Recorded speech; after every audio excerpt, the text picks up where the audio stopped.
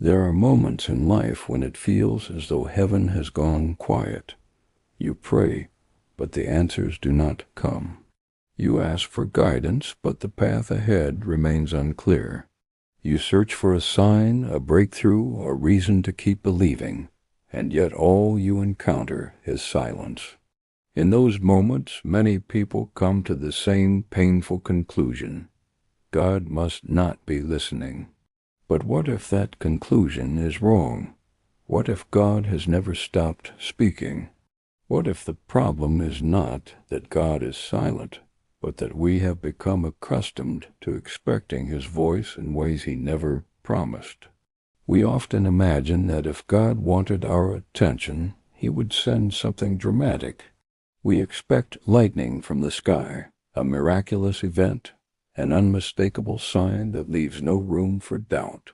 Yet throughout life, God frequently works in quieter ways that are easy to overlook, ways that require patience, humility, and spiritual awareness. The truth is that some of the most important messages God sends do not arrive with noise. They arrive through circumstances, through conviction, through unexpected changes, and through moments that seem ordinary until we look back and realize God was there all along. Before you dismiss the season you're in as meaningless silence, consider another possibility. Perhaps God has been trying to get your attention this entire time. One reason we struggle to hear God is because we often decide in advance how He should speak. We create expectations and then become disappointed when God refuses to fit inside them. We want dramatic answers because dramatic answers feel certain. We want instant clarity because uncertainty makes us uncomfortable. Yet God's ways have never been limited by human expectations. In Scripture, there were people who expected God to appear through power and spectacle, only to discover that He often moved through humility and quietness instead. God does not always compete with the noise of the world. Sometimes He waits until the noise fades, and all that remains is the whisper. The challenge is that whispers require attention. They require stillness. They require a willingness to listen rather than demand. Many people spend years waiting for God to shout while ignoring the countless ways He is already speaking. They overlook the conviction in their hearts. They overlook the lessons hidden inside delays. They overlook the wisdom that comes through others. They overlook the doors that close for reasons they cannot yet understand. Then one day, looking back over their lives, they realize God had been guiding them all along, not through dramatic displays, but through a series of quiet moments that slowly shaped their path. Sometimes God's silence is not silence at all. Sometimes it is an invitation to listen differently. One of the most common ways God gets our attention is through conviction. Conviction is not condemnation. Condemnation tells you there is no hope. Conviction points toward a better path. It is that uncomfortable feeling that appears when something in your life is pulling you away from what is right. It is the inner voice that warns you before a bad decision. It is the uneasiness that remains long after everyone else says something is acceptable. Many people mistake conviction for inconvenience. They push it aside because it interferes with what they want. Yet conviction is often one of God's greatest gifts. It is evidence that He has not abandoned you. It is evidence that He still cares enough to guide you. The danger comes when conviction is repeatedly ignored. Every time we silence it, it becomes easier to ignore the next time. Hearts do not become hardened overnight. They become hardened one compromise at a time. God often begins with a gentle nudge because He desires willing obedience rather than forced obedience. He reaches for our hearts before he allows circumstances to become more painful. If there is an area of your life where you feel persistent conviction, do not rush to escape it. Pay attention to it. Ask why it continues to return. Sometimes the very discomfort you want removed is the tool God is using to lead you somewhere better. Few things are more frustrating than a closed door. An opportunity disappears. A relationship ends. A plan falls apart. Something you work toward suddenly slips beyond reach. In those moments, it is easy to feel disappointed and confused. Yet some of God's most powerful messages come through the doors he refuses to open. We naturally focus on what we lost, but God sees what we cannot. He sees consequences we do not recognize. He sees dangers hidden behind opportunities. He sees the future while we only see the present.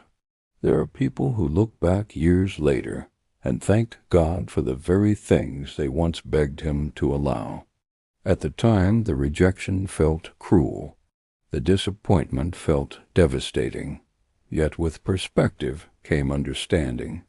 What seemed like a setback became protection. What seemed like abandonment became redirection.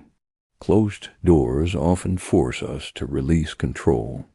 They remind us that not every opportunity is meant for us, no matter how appealing it may seem. The difficult truth is that we rarely understand a closed door in the moment it happens. Understanding usually arrives later. Faith means trusting that God may be protecting you, even when you cannot see what he is protecting you from. The next time a door closes unexpectedly, instead of immediately asking why, consider asking what God may be trying to show you. Waiting is one of the hardest experiences in life. We live in a world that rewards speed, but God often works through seasons that cannot be rushed. When answers are delayed, many assume nothing is happening. Yet some of God's most important work takes place beneath the surface, where it cannot be seen.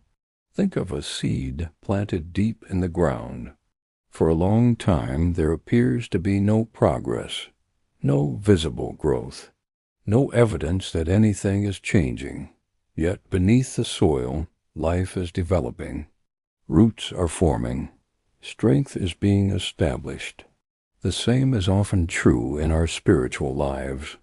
Delays can feel frustrating because they expose our desire for control. We want immediate results. We want certainty. We want movement. But God is often more concerned with preparing us than simply satisfying us. If he gave us everything the moment we asked, we might receive blessings without the wisdom needed to handle them. Waiting seasons can reveal character flaws, deepen trust, strengthen patience, and build faith. They teach us to rely on God rather than circumstances. The next time you find yourself stuck in a season of waiting, remember that delay does not mean absence. Silence does not mean inactivity. God may be accomplishing far more than you realize. Sometimes God gets our attention through a strange feeling that something is missing. On the surface, everything appears fine. Life may be stable. Goals may be achieved. Success may be growing. Yet deep inside, there remains an emptiness that refuses to disappear. Many people spend years trying to fill that emptiness with achievement, entertainment, relationships, possessions, or distractions. But no matter how much they accumulate, the feeling remains. That dissatisfaction is not always a problem to be fixed. Sometimes it is a message to be understood. God created the human soul with a longing that nothing in this world can fully satisfy. When we attempt to replace God with temporary things, we eventually discover their limits. They provide moments of pleasure but not lasting peace. They entertain but do not fulfill. They distract but do not heal. The restlessness many people feel is often God's way of reminding them that they were created for more than comfort. They were created for relationship with Him. If success has not brought the peace you expected, do not ignore that realization. If achievement feels strangely empty, pay attention to it. Sometimes God uses dissatisfaction not to punish us, but to redirect us toward what truly matters.